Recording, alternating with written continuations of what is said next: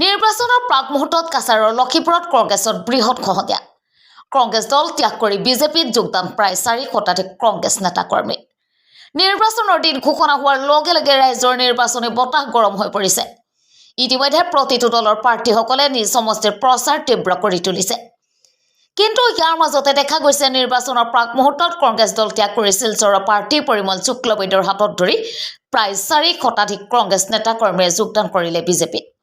কাছাৰৰ লক্ষীপুৰত আজি বিজেপিৰ পৃষ্ঠা প্ৰমুখ সভাৰ জৰিয়তে লক্ষীপুৰ বিধানসভা সমষ্টিৰ কেইবাজনো পঞ্চায়ত, আঞ্চলিক পঞ্চায়ত সদস্য আৰু এজন ৱাৰ্ড কমিছনাৰ সহ প্ৰায় 4 শতাধিক কংগ্ৰেছ নেতাকৰ্মী আনুষ্ঠানিকভাৱে যোগদান কৰে বিজেপি দলত।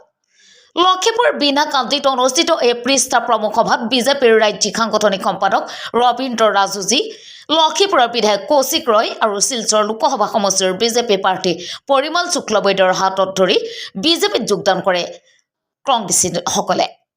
লগতে আজিৰ লক্ষীপুৰৰ বিশাল সভাৰ জৰিয়তে শিলচৰত পৰিমল শুক্লবৈদ্যই তেওঁৰ নিৰ্বাচনী প্ৰচাৰ আৰম্ভ কৰে। শিলচৰৰ পৰা জাকিৰ হুছেইনৰ ৰিপৰ্ট, অসম ৰিপৰ্ট।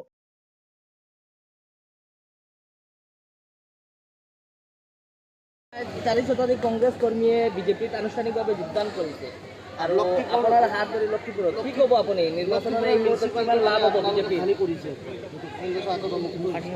আজি আমাৰ ইয়াতে আমাৰ সাংগঠনিক সভা আছিল। আপোনালোক জ্ঞাত যে আমাৰ পৃষ্ঠা প্ৰমুখেৰ পৰা আমাৰ সংগঠনটো আৰম্ভ হয়।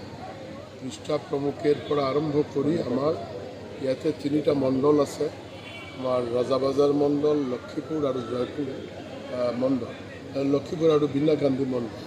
এই 3টা মণ্ডল, 46টা শক্তি কেন্দ্ৰ, 195 বুথ আৰু বাকী আমাৰ যিসকল পৃষ্ঠা প্ৰমুখক লৈ আমি আমাৰ সাংগঠনিকভাৱে আমাৰ নিৰ্বাচন যিটো ঘোষণা হৈছে যোৱাকালি, এই নিৰ্বাচনত কেনেকুৱা আমি আমাৰ নিৰ্বাচন যুঁজত আমি অৱতীৰ্ণ হ'ম, তাৰ কাৰণে আমি আমাৰ শ্ৰদ্ধাৰ ৰাজুজে আমাৰ সাধাৰণ সম্পাদক অৰ্গানাইজেশন অসমেৰ তেও আহিছিল, আমাৰ জেলাৰ সভাপতি আৰু আমাৰ মাননীয় বিধায়ক লক্ষীপুৰে কৌশিক ৰায় সহ আমাৰ জেলা আৰু মণ্ডলেৰ সব কৰ্মকৰ্তা ইয়াতে উপস্থিত আছে। আমি আমাৰ আলোচনা কৰিলোঁ আৰু লগতে আপোনালোক যেনেকুৱা কৈছে হয়, আমাৰ লক্ষীপুৰ টাউন কমিটিত এগৰাকী কংগ্ৰেছৰ কমিশনাৰ আছে, তেওঁ আজি আমাৰ বিজেপিত জইন কৰিলে আৰু লগতে আমাৰ প্ৰায় 3 শতাধিকৰ ওপৰত বিশিষ্ট কংগ্ৰেছ কৰ্মীসকল যিসকল পঞ্চায়ত স্তৰত আছিল বা বিভিন্ন দায়িত্বত জিলা কমিটিত বা মণ্ডল কমিটিত তেওঁলোকে কাম কৰিছিল, তেওঁলোক আজি ইয়াতে জইন কৰিলে। আৰু তেওঁলোকৰ মূল উদ্দেশ্য হ'ল জইন কৰা যে ভাৰতবৰ্ষত তেওঁলোকেও গম পাইছে খুব ভালকৈ যে যদি লক্ষীপুরের উন্নয়ন লাগে, যদি সামগ্রিকভাবে সমগ্র ভারতবর্ষের উন্নয়ন লাগে, তেনেহলে ভারতবর্ষত আমার মোদীজি তৃতীয়বারের নিচিনা প্রধানমন্ত্রী যাতে কৰিব পাৰে। সমাজে মানুহ তেওঁলোক আৰু তেওঁলোক এটা ৰাজনৈতিক দলেৰ বিশিষ্ট নেতা আছিল। স্থানীয়ভাৱে তেওঁলোক আজি ইয়াতে যোগদান কৰি আমাৰ দলক মজবুত কৰাৰ লক্ষ্যে তেওঁলোকে কাম কৰিব। এই অঙ্গীকাৰেৰে আৰু ভাৰতবৰ্ষৰ মা ভাৰতীৰ সেৱা কৰাৰ কাৰণে অঙ্গীকাৰে তেওঁলোক ইয়াতে যোগদান কৰে। আমি যোৱাকালি আমাৰ নিৰ্বাচন ঘোষণা কৰা হৈছে, কাজেই খুব স্বাভাৱিকভাৱে আমাৰ নিৰ্বাচনী প্ৰস্তুতি যিটো, এই প্ৰস্তুতি উপলক্ষে প্ৰথম মই প্ৰাৰ্থী হিচাপে প্ৰথম লক্ষীপুৰ আহিলোঁ আমাৰ সাংগঠনিক সভাত, কাৰণ লক্ষীপুৰ নামটো এনেকুৱা।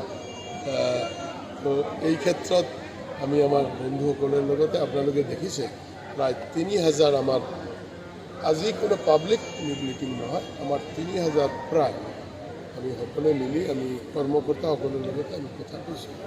আৰু তেওঁলোকে যিটো আমি দেখিলোঁ যে তেওঁলোকৰ নেতৃত্বত তেওঁলোকৰ কৰ্মক্ষমতা এইবাৰ 1 লাখৰ ওপৰত ভোট আমি পাম।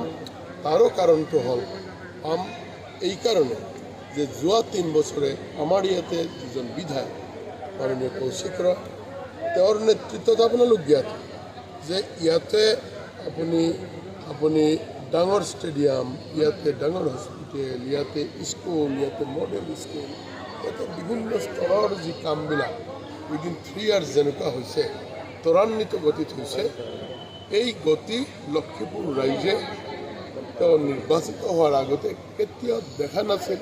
আৰু বিশেষকৈ আমাৰ মাননীয় মুখ্যমন্ত্ৰী এই বিধানসভা নিৰ্বাচনৰ পাছতে দুবাৰ লক্ষীপুৰ আহিলে, গোটেইখিনি মিলি লক্ষীপুৰ আজি এটা ভাৰতীয় জনতা পাৰ্টিৰ কাৰণে মই ক'ব পাৰোঁ যে এক পূৰ্বৰ স্থান। আৰু ইয়াৰ সকলোৱে মিলি আমি প্ৰয়াস কৰি আছোঁ যাতে 1 লাখৰ ওপৰত ভোট ভাৰতীয় জনতা পাৰ্টিৰ পক্ষত ইয়াতে কাষ্ট আমি কৰিব পাৰোঁ।